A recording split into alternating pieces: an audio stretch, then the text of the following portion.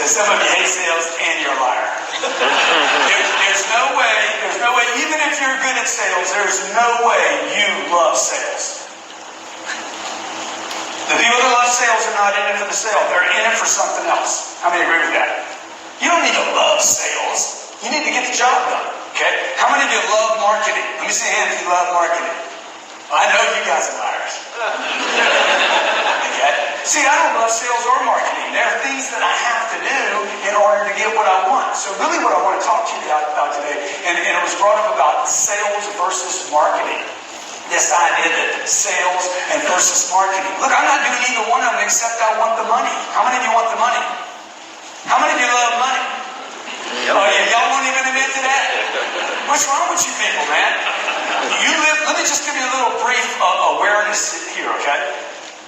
You are on a planet that demands money. Period. Doesn't it? When you go check out at Whole Foods, they don't ask you your politics. They don't ask you if you're having a good day. They don't ask you about your sob story. They don't ask you if you serve. They're like, hey man, that's going to be $4. That's going to be $400. That's going to be $4,000. So what I want to do today is I want to share with you the glue. The glue between sales and marketing is money. All right? Can I get that where's that flip chart at here? This Jerry Grant right here. He's my VP of sales. Give him a big hand for being here.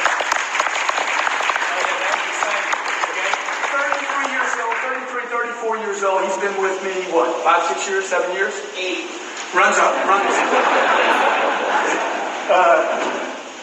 He runs a department that we did not have 7 years ago. We were doing about, I don't know, just under $1 million a year in sales. We'll spend $1 million this month in advertising. Okay, we have 4 salespeople. We have probably, shy of 80 salespeople between the internet and and the sales department. We got guys banging phones, okay? 3,000 phone calls will be made today or somebody will die. I got 2 little girls I got to take care of. I got a wife I promised I would take care of. Okay, my dad died when I was 10 years old. He took care of 5 kids and his wife. He worked every day. He did stuff every day he didn't want to do so that when he died, his family could at least maintain some sense of their life. So, you don't like sales? Hey, you know what? Get used to it. You're never going to like it. Nobody wants to sell anything. I want people just to buy stuff from me, right? Marketing, I want the first marketing story to work. It's never going to work the first time. We're doing a deal right now in Miami. They have 2 weeks left to market this deal. This is the group that markets the biggest seminars on this planet. Okay, I've done 2 live events in the last, 16 months? Yeah. This group has done 5 million people in events with the biggest names that walk on stages. They're doing an event, they're like, we don't have enough time to market this. I said, look, man, I did 77 days at Christmas. Started on Christmas Day. We're going to market a seminar. When's it going to be? 77 days from right now. Santa Claus has been kicking my ass for too long. I need something to talk about, okay? And the marketing gave the salespeople something to focus on. 77 days, we put 2,280 people in a room at about a little over $1,000 a person in 77 days. Most of these events like this take 7, 8 months, 12 months, 15 months to market. How do you do that? Because you don't have a verse. You don't fight. You got sales, you got marketing, and you got money. Okay? And the money has got to be spent on the marketing, and the marketing better get a sale, otherwise you're not going to have more money for the marketing. Right? So if you're taking notes today, I want you to write this down. Sales needs to make sure that the marketing works. Because if it doesn't work, the salespeople, you're not going to have a message next week. They're going to pull the freaking marketing campaign.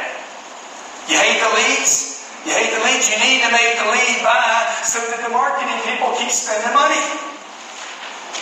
Right? Money comes first. Marketing, sale. More money, more marketing, sale. More money, more marketing, more sales. Sales is senior to marketing. I'm sorry, marketing is senior to the sales. I didn't know this. I didn't know this for the first 25 years I was in business. I spent 5 years getting an accounting degree and a marketing degree. I'm like, oh, they're going to teach me the deal. Okay? I did not know that marketing is part of a business cycle and that sales came behind it. See, I thought I had to become a great salesperson. And that's what I did. I put all my attention on this while the big companies put their attention on what? Microsoft put their attention on the marketing, and I'm out here grinding a sale out. I was a young salesperson, 25 years old. I'm in the auto industry. I got to make money. I need to make some money. I missed the whole point, by the way. The only reason I was doing this was to make some money. When I say that, the room gets quiet because nobody ever talks to you guys about just, hey, how about let's make some damn money? How many of you like to make more money? Yep. I do, but I don't want to tell anybody. Heaven forbid we talk about it. Why, man? What's the problem with this thing? There's so much money on this planet, it's unbelievable. You need money to do the marketing. The marketing better work to get us more money, okay, so that we can make a sale, and we got to repeat the cycle. I can't grow if I don't have any money. Everybody agree with that? Marketing doesn't get you the money, it gets you the sale. Sale gets you the money, boom, you pour back into the marketing. As a young sales guy, I'm like, I got to learn how to greet. I got to learn how to close. I got to learn how to prospect. I got to learn how to follow up. You do. But as soon as you can start running a business or a department or a division, you have to learn how to market. What's enough marketing? What's too much marketing? Okay, when he came to work for me at 26 years old, smoking weed every day. I walked out, we put him in the phone room. He moved to Los Angeles. I was living in Los Angeles at the time. I walk in the office, I'm like, dude, who are you, man? The guy's got sides, all, razored at the top. He looks like Woody the Woodpecker. and I'm like, who are you? He's like, I'm Jared. I said, Jared, what are you doing? Jared's like, I'm making a list. I said, dude, I don't pay you to make a list. Make a call. Okay? That list needs to be done before you get here, bro. Make the call, dog. Well, make a call. Make one right now. Start hitting it. We didn't have a dollar at the time. Hit it. Well, hit it. So if you don't make the call, you're not going to make the contact. It doesn't matter. How many agree with that? Yeah. Okay? How many of you in here are marketing? You're in marketing and not sales. Raise your hand, please. You need to make this freaking call. You guys need to learn to make this call. If you don't make this call, if you're not willing to make this call, you will forever be sales versus marketing. And that's a problem. Because you're not sales versus marketing. This is a symbiotic relationship. Okay? Come down to Miami. If you're ever in Miami, we moved our offices from Los Angeles to Miami. For tax purposes. People say, how you like no Miami? Shit. 13.3% more.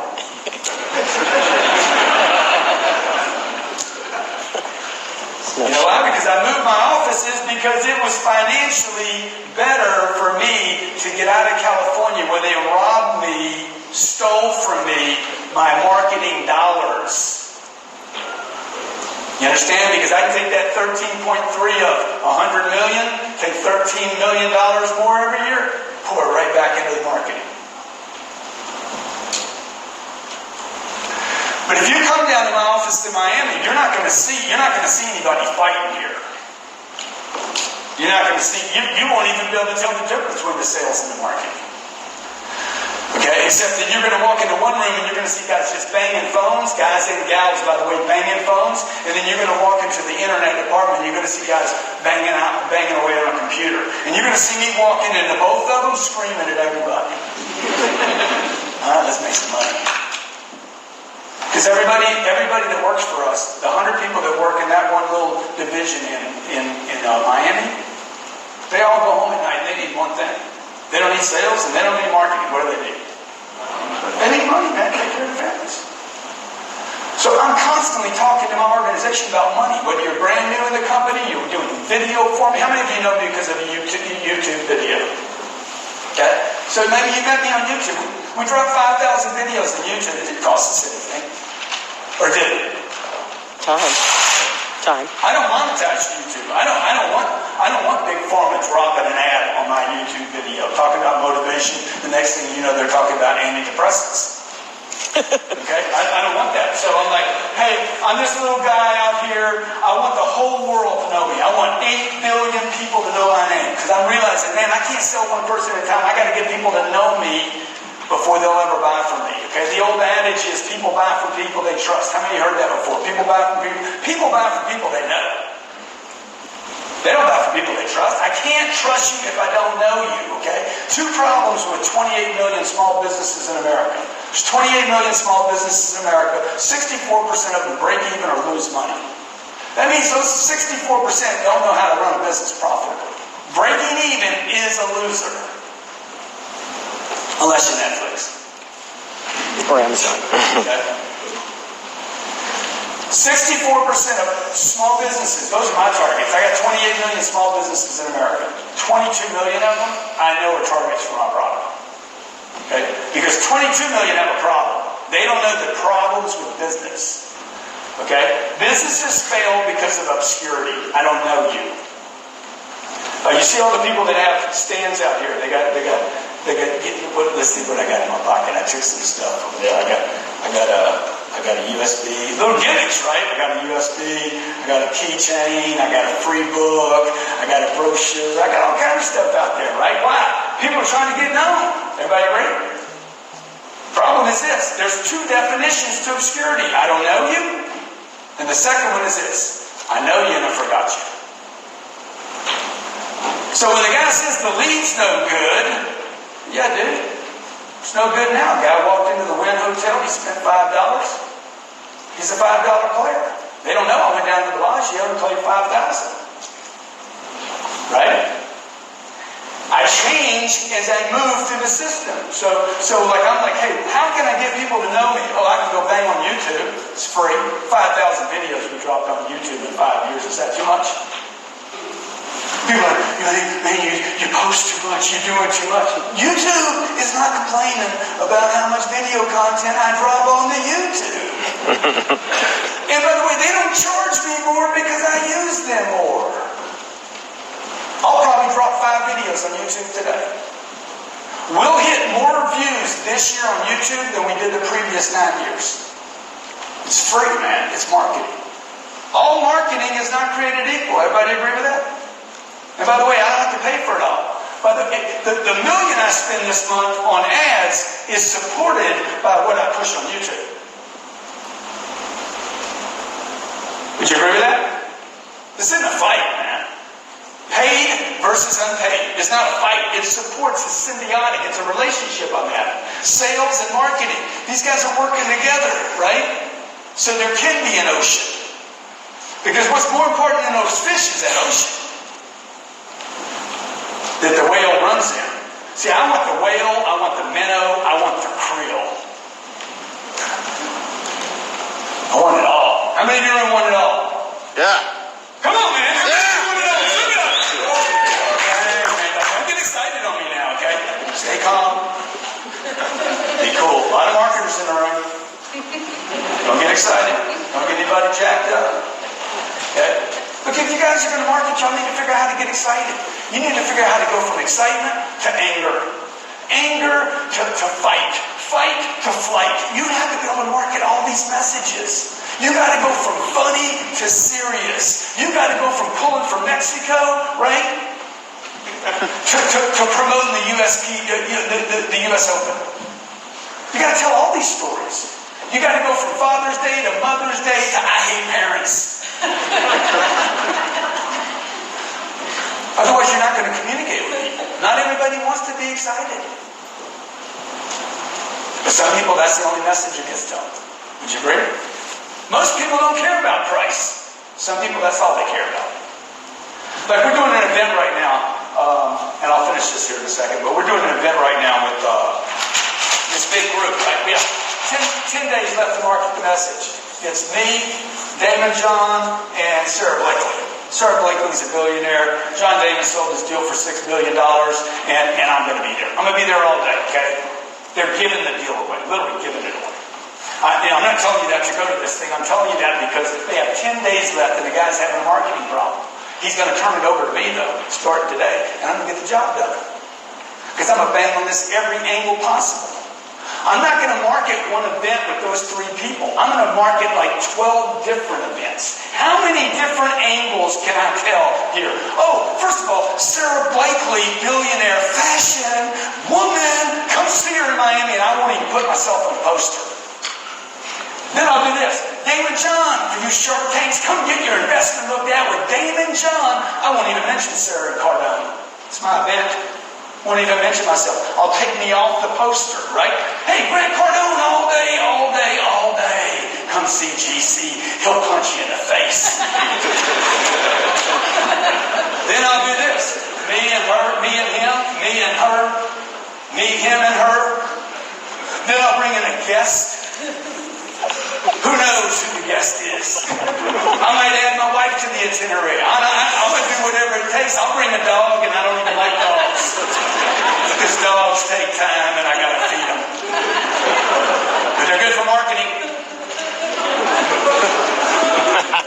And the point of that is this. I wrote a book called The 10X Rule. It's the 5th book that I wrote. The 10X Rule became an international phenomenon. Okay? The 10X Rule is on the top list. It made the 10 list of the most inspirational books ever written, and there's only 2 of us that are living on that list. When I finished that book, my wife said to me, she's like, "What do you think?" I said, "It's all right." And the book went crazy. I don't exactly know why the book went, but it's about a multiplier. It's about, look, if you think it's going to take this, you're wrong. It's going to take 10 times. Stuff's going to happen. You're competing with the whole world today. Right? I'm competing with soccer. I'm competing with the U.S. Open. I don't know what's trending right now. Can you hit your trend button? Tell me what's trending. On Twitter? So many think Twitter's good for anymore. Oh, yep. There you go. Money motivation. Flipgrid. I mean, Twitter's garbage now today. National Guard, Steven Sorrow, Channel, Rhode Island. Man, what country is this you're tracking here? Okay? So the point is, like, I'm just using that to pick up a trend, find out, hey, what can I market right here? So that my sales department can make a sale, so that they can get a phone call. Well, like we use a lot of live stream today. We'll use live stream in the marketing department. Take a live stream right here. Yeah.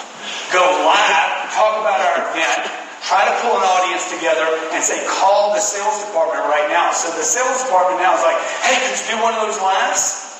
We do webcasts, free webcasts and paid webcasts, by the way. We'll do a webcast, call the sales department. It feeds the sales department in real time. We finished doing a live event. I'm just showing you the different things, the different ways, like how many different pieces of equipment can you bring in to win the war? We finished a live event about 5 Sundays ago. It was a 3-day event. We finished it. It was full. We loved it. My team loved it. We came back on Monday and the place was flat. Have you ever seen that? Your organization does really well at something. They achieve some target. Everybody's proud and happy. They come back and they flatten out. I'm the leader of the organization. I'm like, dude, I can't have 12 hours of flat. I can't have a couple days of flat. I got to put something back into this organization. Tuesday, Jared says it's going to be all right, Grant. I promise you. You smoking weed? He's like, no, it's going to be all right. Tuesday was flat. I said, hey, we're doing a webcast. What can we pull out to bring our audience back alive? The crystal ball, the leads, the data. How can I light that data up? I know they're sitting on Facebook somewhere. Everybody agree? They're on LinkedIn.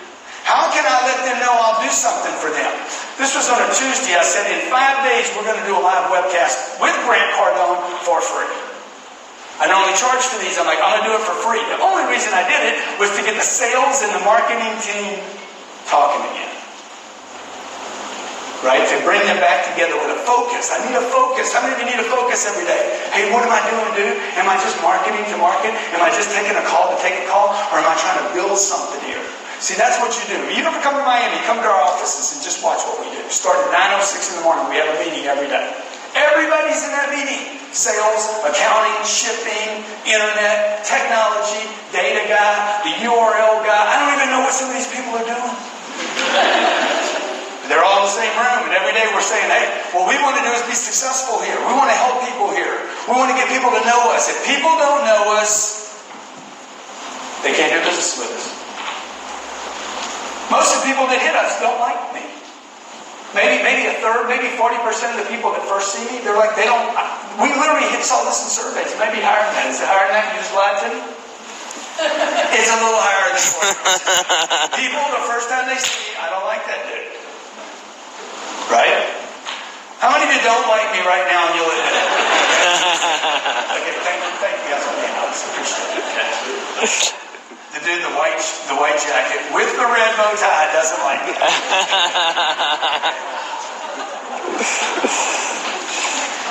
At least he knows me. Because I'd rather that. Because now I got a shot. People buy from people they know. People buy from people they remember. People buy from people when they're ready that acknowledge them.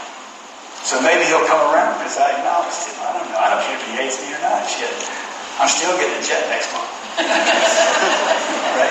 So like, how do I build my business? How do I do the deal, man? Do I need YouTube? I don't like YouTube. I don't care about YouTube. Do I care about live streams? I don't care about it. I don't even know what a webcast is or how it works. I'm 60 years old. I should not have 6 million people following me on Facebook. I hate Facebook. But I know this. People are there. People say, Grant, what's your favorite social media? I don't know. Which one are you on? Which one are you on is the one I will be on. Okay? I'll be on LinkedIn. More of my audience for real estate is on LinkedIn. Okay? People tell me, they're like, well, this marketing thing you do will not work in other spaces. You know, I'm under contract for an $80 million real estate deal that will close in about 40 days because of social media. $80 million complex that will be bought by a major capital company, and I'm going to get awarded the deal. A company like a Blackstone would purchase the same piece of property, but I'm going to get it because the people know me. Okay, we closed the deal in Houston, Texas, because the guy that ran the project, a $90 million project, his son knows me from YouTube. We got to work the deal. People buy from people they what? From people they know and people they remember. Just because you know me doesn't mean I remember you. Obscurity is I know you and I forgot you. Most of you will forget my name before the day's over. It happens. Why? Because I didn't come back and remind you again and again and again. How much marketing is too much? Is email a marketing campaign? Do you want people to unsubscribe from your email list? Yes or no? No. I do. It's a metric we actually read. Please get me an unsubscribe. At that point, I have hit that list enough. How often should you hit it? That's what a list is for. If it's a list that's not hit, it's like the tree that fell in the forest and nobody heard it. Did it really fall? If you've got a list and nobody's using it, is it really a list? See, but you guys in marketing are like, don't hit the list too much. Then you're not going to make any money if you don't hit it. The point when I hit a list too much and my friends are like, hey man, please quit sending me that, maybe then you're hitting at the appropriate levels. How many of you have a product or a service that you actually believe in? Let me just see a hand. If you actually believe, let me just see a hand. Okay, I'm assuming everybody else does not believe in their product or service. I'll give you one more shot at this. Do you believe in your product or service? Good. Do you believe in your company? Yes. Good, then hit the list.